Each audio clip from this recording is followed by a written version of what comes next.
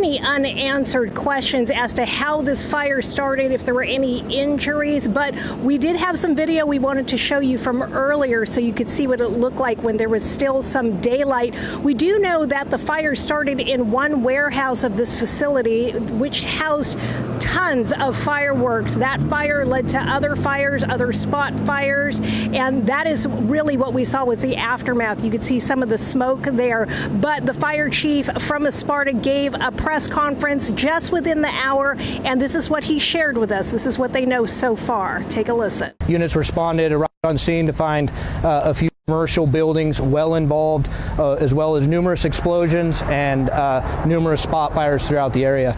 We called in additional resources. We were able to mitigate and contain the surrounding spot fires, and currently we have crews maintaining a safe perimeter around the area, and that's all we're going to be doing for the night. As far as any additional information that will come out later, we are going to be partnering with our state partners from the Office of the State Fire Marshal for any further investigation.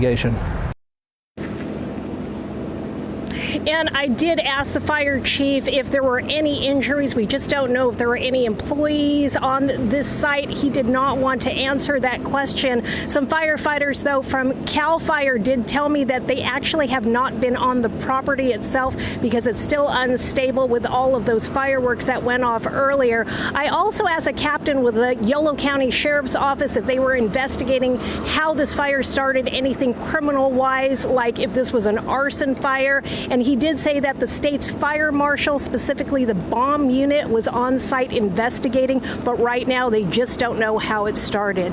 That is the very latest from the scene, live in Esparta, covering local news that matters. Rowena Shaddix, Fox 40 News.